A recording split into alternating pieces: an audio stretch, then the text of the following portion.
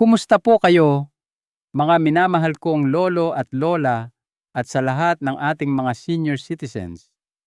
Ako po si Dr. Benigno Manlapas, ang inyong doktor na laging nagmamalasakit sa inyong kalusugan at kapakanan.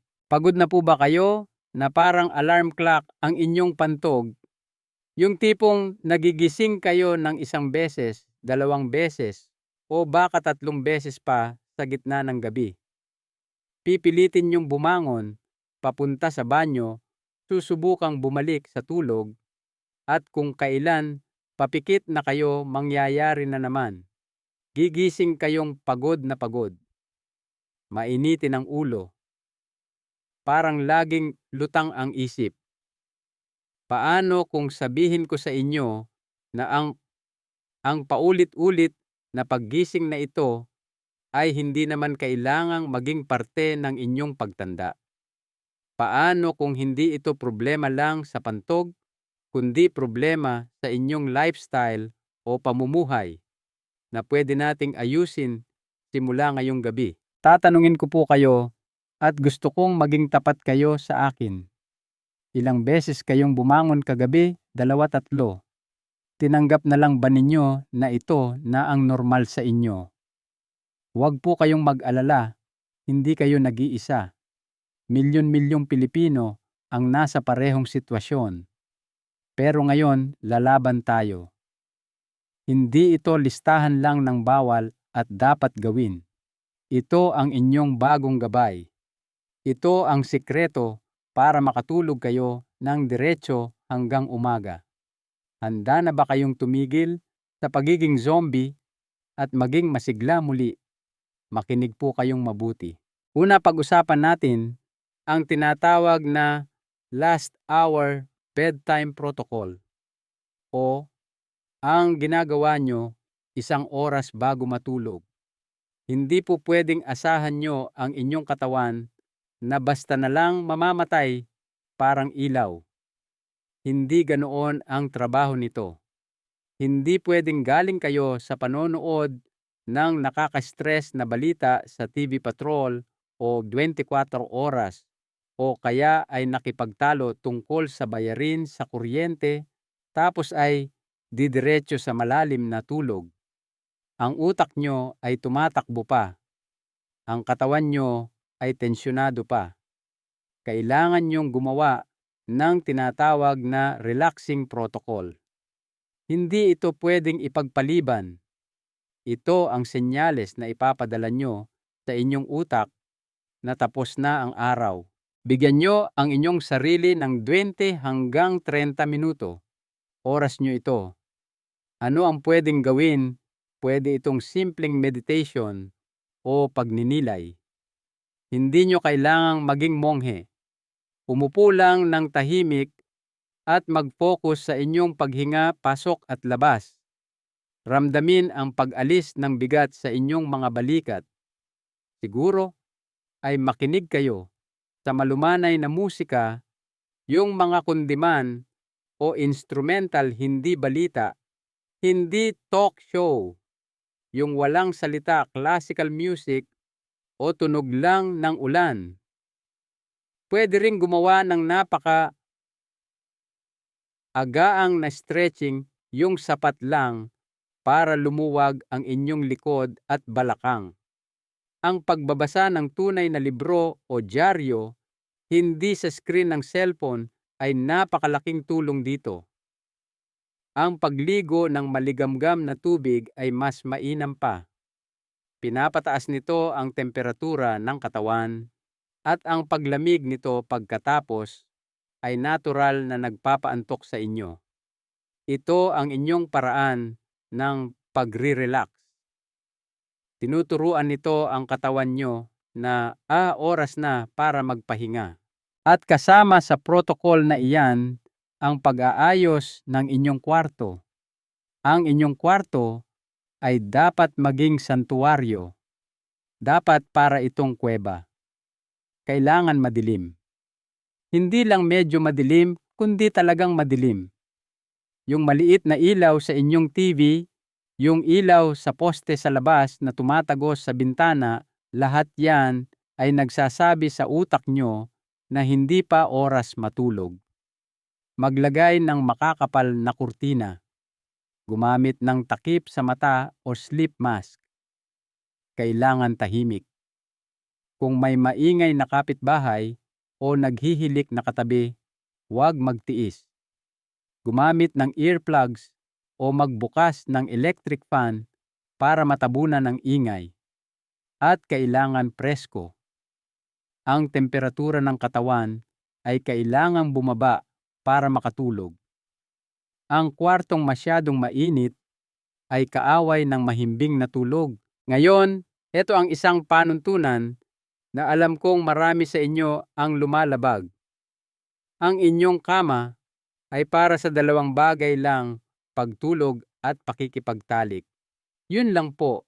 Hindi ito opisina, hindi ito kainan, hindi ito sinehan. Kapag umuupo kayo sa kama at nanonood ng TV o nag-i-scroll sa Facebook o nagko-compute ng gastusin, sinasanay nyo ang inyong utak na ang kama ay lugar para magising, maging alerto at ma-stress. Itigil nyo na po ito. Ito ang isa sa pinakamasamang bisyo. Kung humiga kayo at hindi kayo makatulog, sa loob ng sabihin nating ito, kailangan nyong bumangon. Tumayo kayo. Pumunta sa sala. Umupo sa komportabling upuan sa ilalim ng mahinang ilaw at magbasa ng nakakaantok na libro. Tunay na libro. Hindi cellphone. Kapag naramdaman niyong bumibigat na ang inyong talukap ng mata, saka kayo bumalik sa kama. Ang tawag dito ay stimulus control. Kailangan niyong turuan ulit ang inyong utak na ikonekta ang inyong unan sa iisang bagay lang, ang pagtulog. At pakiusap ang mga gadgets at electronics. Malaking bagay ito. Ang blue light o asul na liwanag mula sa inyong smartphone, tablet o computer ay sumisigaw sa utak nyo ng tanghali na gumising ka, gumawa ka ng hormones pang-araw. Ito ang numero 1 kaaway ng melatonin, ang inyong natural na hormone sa pagtulog. Kailangan may limitasyon. 1 oras bago magsimula ang inyong relaxation time, patayin na ang mga screen. Ilagay ang cellphone sa charger sa ibang kwarto. Ngayon, pag-usapan naman natin ang malaking issue, ang likido o tubig. Dito madalas nagkakamali ang karamihan. Simple lang ang patakaran. Kailangan nyong limitahan ang pag-inom sa hapon at lalo na sa gabi. Common sense lang po ito. Kung ano ang pumasok, kailangang lumabas. Hindi ko sinasabing patuyuin nyo ang sarili nyo. Kailangan nyong uminom ng tubig pero inumin nyo ito ng mas maaga. Uminom ng marami sa umaga at tanghali. Pero habang papalapit ang hapunan, dahan-dahan na itong bawasan. At ito ang mahigpit na patakaran. Ang golden rule sa pag-inom. Wala nang iinom ng kahit ano 2 oras bago kayo matulog. Hindi isang maliit na baso ng tubig, hindi huling higop ng tsaa, wala. Kailangan nyong bigyan ng oras ang inyong katawan na iproseso ang inyong ininom at walang laman ang pantog bago kayo humiga para sa 8 oras na tulog. Kung kayo ay mahilig uminom, ang magandang goal ay limitahan ang kabuuang iniinom sa loob ng 1 araw sa mga 2 litro o kaya ay bawasan nyo ang kasalukuyan nyong iniinom ng 25%. Magugulat kayo sa laki ng pagbabago nito. Ngayon pag-usapan natin kung ano ang iniinom nyo dahil hindi lahat ng likido ay pare-pareho. Kailangan nyong limitahan ang alak at mga inuming may caffeine. Yung pamparelax na alak sa gabi, baka antukin kayo sandali, pero isa itong diuretic. Ibig sabihin, pinipilit nito ang katawan nyo na gumawa ng mas maraming ihi. Sinisira din nito ang kalidad ng inyong malalim na tulog. At ang caffeine, huwag nyong sabihin sa akin na sa umaga lang kayo nagkakape. Ang caffeine ay matagal mawala sa katawan. Yung kapeng ininom nyo ng 2:00 ng hapon ay pwedeng nanggugulo pa sa pantog nyo ng hating gabi. At hindi lang ito sa kape.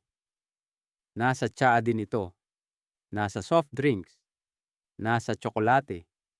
Kailangan nyong maging detective at tigilan ang lahat ng caffeine pagkatapos ng tanghalian. At habang pinag-uusapan natin ang kinokonsumo, kailangan nating pag-usapan ang asin. Ito ay isang malaking nakatagong dahilan ng pag-ihi sa gabi. At magiging prangka po ako. Marami sa inyo ang kumakain ng sobrang daming asin lalo na sa hapunan. Kumakain kayo ng delata instant noodles maaalat na chichirya tuyo o daing o pizza. Ano ang ginagawa ng asin? Ang asin ay parang magnet ng tubig. Pinapahawak nito ang tubig sa inyong katawan parang espongha. Kaya buong araw, hawak ng katawan nyo ang sobrang tubig na ito. Pagkatapos kapag natulog na kayo at nagkaroon na ng pagkakataon ang inyong sistema na iproseso, ang lahat sisimulang ilabas ng katawan nyo ang asin at lahat ng tubig na hawak nito diretso sa inyong pantog. At sa 2:00 ng madaling araw, gising na gising kayo. Kailangan nyong bawasan ang asin at protina sa gabi. Basahin ang mga label. Magluto sa bahay. Gumamit ng mga herbs at spices tulad ng bawang sibuyas at paminta para sa lasa, hindi ang asin o patis. Ang pagbabagong ito ay pwedeng makapagpabago ng buhay nyo. Ngayon, gusto kong ibahagi ang isang bagay na baka maging aha moment para sa marami sa inyo. Ito ang malaking sikreto. Akala nyo, ang problema nyo ay tungkol lang sa pantog tama. Paano kung sabihin ko sa inyo na tungkol pala ito sa inyong mga binti? Tama po, sa inyong mga binti. Isipin nyo ang araw nyo. Nakaupo kayo. Nakatayo kayo habang nagluluto sa kusina. Nakaupo kayo habang nanonood ng TV. Sa loob ng 16 na oras, hinihila ng grabidad ang tubig pababa sa inyong mga binti at paa. Ang tawag dito ay dependent edema o manas. Yan yung pamamaga na nararamdaman nyo sa inyong mga bukong-bukong o binti sa pagtatapos ng araw. Yung medyas nyo ay bumabakat ng malalim sa balat. Tapos anong mangyayari? Matutulog na kayo, hihiga kayo ng patag. Sa unang pagkakataon sa buong araw, ang inyong mga binti ay kapantay na ng inyong puso at bato o kidneys. Ang inyong katawan na napakatalino ay sasabihing, ayos, yung lahat ng tubig na naipon sa binti, pwede na nating higupin pabalik. Ang tubig na ito na minsan ay litro, ang dami ay babalik sa inyong daluyan ng dugo. Ang inyong kidneys ay makakatanggap ng biglaang dami ng tubig na kailangang salain at buom pagkalipas ng 1 o 2 oras, puno na ang pantog nyo. At pagkalipas ulit ng 1 o 2 oras, puno na naman. Hindi ito problema sa pantog. Problema ito sa tubo at grabidad. So paano natin ito lalabanan? Mas matalino tayo sa grabidad. Kailangan nating alisin ang tubig sa inyong mga binti bago kayo matulog. Simula pagkatapos ng hapunan, Kailangan niyong itaas ang inyong mga binti. Ipatong ang paa. Kung may recliner kayo, gamitin nyo. Humiga sa sofa. Ipatong ang paa sa unan o sa bangkito. Gusto nating mas mataas ito kaysa sa inyong puso. Gawin ito ng 1 o 2 oras habang nagbabasa o nanonood ng TV. Hinahayaan nito ang tubig na bumalik sa inyong sistema habang gising pa kayo at pwede pang umihi ng ilang beses bago tuluyang matulog sa kama.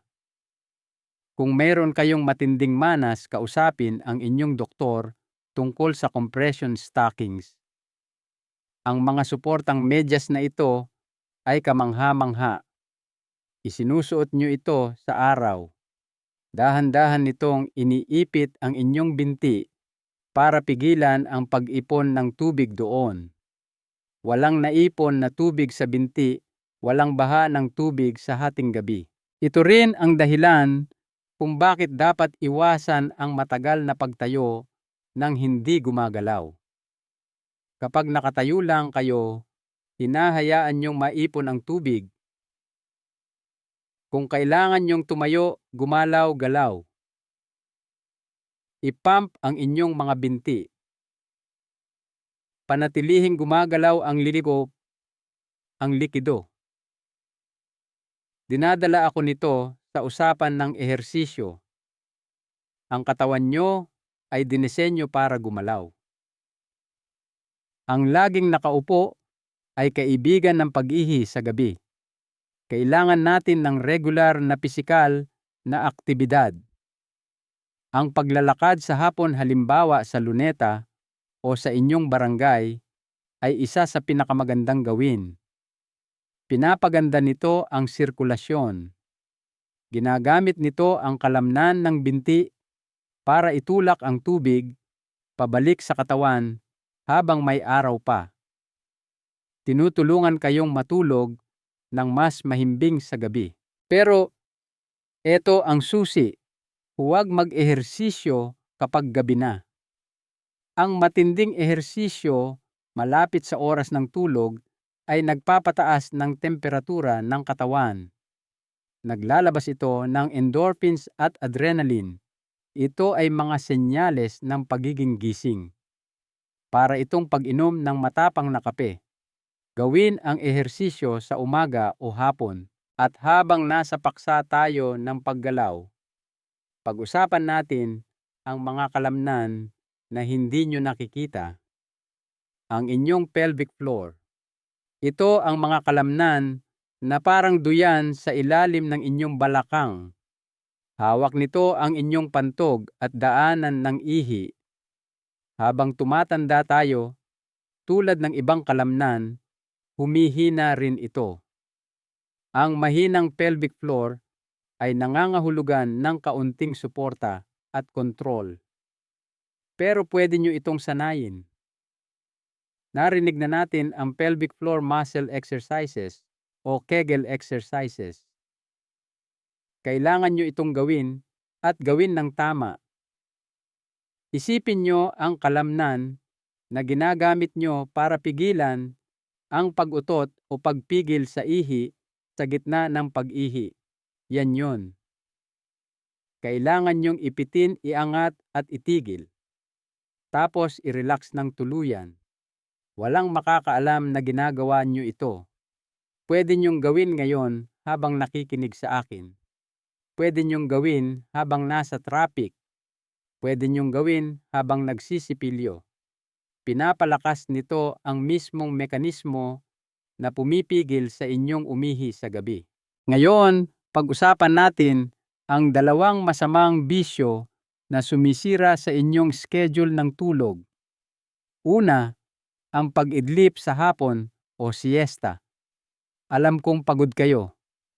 Hindi kayo nakatulog ng maayos kagabi.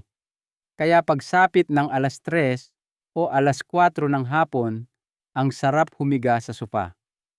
Hihiga kayo saglit at magigising pagkalipas ng 2 oras. Sinira nyo na ang inyong gabi. Ninanakawan nyo ang inyong sarili ng antok para mamaya. Pinapakawalan nyo ang lahat ng sleep pressure na naipon buong araw. Tapos pagdating ng totoong oras ng tulog, hindi na kayo antok. Nakahiga kayong gising at mauulit na naman ang cycle. Kung kailangan talaga, umidlip sundin ang patakaran. Gawin ito bago mag 3:00 ng hapon at panatilihing maikli, 20 hanggang 30 minuto lang. Mag-alarm kayo. Ang maikling idlip ay nakaka-refresh. Ang mahabang tulog sa hapon ay paninira sa sarili. Ang pangalawang, masamang bisyo ang pagtulog ng masyadong maaga. Parang mali, di ba? Pagod kayo, kaya dapat matulog. Pero kung matutulog kayo ng 8:30 ng gabi at magtataka kayo kung bakit gising na gising kayo ng 4:30 ng madaling araw, yan ang sagot. Karamihan sa atin, kahit tumatanda, ay kailangan lang ng 7 hanggang 8 oras na tulog. Kung matutulog kayo ng sobrang aga, magigising lang kayo ng sobrang aga, o mas malala, hihiga lang kayong gising na tulad ng napag-usapan natin, ay nagsasanay sa utak na maging gising sa kama. Maging makatotohanan sa inyong kailangan sa tulog. Kailangan din nating pag-usapan ang paninigarilyo. Kung kayo ay naninigarilyo, lalo na kung pagkatapos ng hapunan, parang humihiling na rin kayo ng magulong tulog. Ang nicotine ay isang stimulant. Kapamilya ito ng caffeine. Nakakasagabal ito sa kakayahang makatulog at manatiling tulog. Ang pagtigil ay ang pinakamagandang magagawa para sa inyong buong katawan, at ang inyong tulog ang isa sa mga unang magpapasalamat sa inyo. Pahapyaw naman sa gamot. Kung umiinom kayo ng diuretic o pampaihi para sa high blood pressure o ibang sakit, kailan nyo ito iniinom? Kung iniinom nyo ito sa hapunan o gabi, literal nyong sinasabihan ang katawan nyo na gumawa ng maraming ihi buong gabi. Tiyak na mabibigo kayo. Kritikal na pag-usapan ito kasama ng inyong doktor. Tanungin sila, "Dok, pwede ko bang baguhin ang oras ng pag-inom ng pampaihi ko?" Maraming doktor ang magmumungkahi na inumin ito sa hapon, siguro mga 3:00 o 4:00. Sa ganitong paraan, ginagawa ng gamot ang trabaho nito habang gising pa kayo at aktibo, at pawala na ang epekto nito pagdating ng oras ng higaan. Huwag na huwag babaguhin ang oras ng gamot nang hindi kinakausap ang doktor, pero pakiusap, itanong nyo ito. Sa huli, pag-usapan ko natin ang mental game, ang inyong isipan. Ginawa nyo na ang lahat ng tama. Madilim ang kwarto. Hindi kayo uminom ng tubig. Nakataas ang paa kanina. Humiga kayo. Pinatay ang ilaw at biglang bumukas ang inyong utak. Iniisip nyo ang pera. Nag-aalala kayo sa mga anak o apo nyo. Pinaplano nyo ang bibilhin sa palengke bukas. Inuulit nyo sa isip ang sagutan nyo ng kapitbahay. Hindi ito nakaka-relax. Ito ay paglutas ng problema. Ito ay stress. Kapag ginawa nyo ito, naglalabas ang utak nyo ng cortisol. Ang cortisol ay stress hormone. Ito ang eksaktong kabaligtaran ng sleep hormone. Kinokontra nyo ang sarili nyo sa pagtulog. Iwasang isipin ang mabibigat na isyu ng buhay o pag-isipan ang mga nangyari sa araw habang nasa kama. Ang kama ay lugar ng kapayapaan. Kung bumaha ang mga isiping ito, bumangon. Bumalik sa upuan sa sala. Kumuha ng papel at ballpen. Isulat ang bawat bagay na bumabagabag sa inyo. Ilabas nyo sa ulo at ilagay sa papel.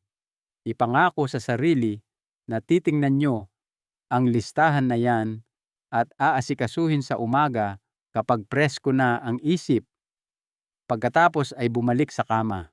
Nakikita nyo, hindi lang ito iisang bagay. Ito ay isang sistema. Ito ay paggawa ng relaxing protocol at santuwaryo sa pagtulog. Ito ay pagiging wise kung kailan at ano ang iinumin. Ito ay pagtigil sa maalat na merienda sa gabi. Ito ay pag-intindi sa sikreto ng grabidad at likido at paggamit ng pagtaas ng paa para labanan ito. Ito ay paggalaw ng katawan sa tamang oras. Ito ay pagpapalakas ng pelvic floor. Ito ay pagtigil sa bisyo ng idlip at sigarilyo. Ito ay pagsuri sa oras ng gamot. At ito ay pagpapakalma ng isip. Ganyan nyo mababawi ang inyong gabi. Kailangan ng effort. Kailangan ng disiplina. Pero hindi ba kayo karapat-dapat dito? Hindi ba ang isang mahimbing at tuloy-tuloy na tulog ay sulit na kapalit ng pag-iwas sa maalat na chichirya o panonood ng late-night news? Nasa inyo na ang mga gamit. Nasa inyo na ang kaalaman. Armado na kayo ng katotohanan. Ang pagbabago ay hindi kailangang mangyari ng sabay-sabay. Pumili ng 2 o 3 bagay na sisimulan ngayong gabi. Siguro magsimula sa pagtaas ng paa at pagtigil sa pag-inom 2 oras bago matulog. Tingnan nyo ang mangyayari. Nasa inyo ang kapangyarihan na ayusin ito. Ngayong gabi, magsisimula ang pagbabago. Mahalagang aral. Ang kalusugan at mahimbing na tulog ay hindi nakukuha sa swerte. Ito ay pinaghahandaan at pinagsisikapan. Ang pag-aalaga sa sarili sa araw ay regalo nyo sa inyong sarili sa gabi. Kung may natutunan po kayo, paki-comment po sa ibaba kung taga saan kayo at kung ano ang susubukan nyong gawin ngayong gabi. Huwag kalimutang mag-subscribe sa ating channel at i-share ito sa inyong mga kaibigan, kumare, at kumpare para lahat tayo ay mahimbing ang tulog. Maraming salamat po.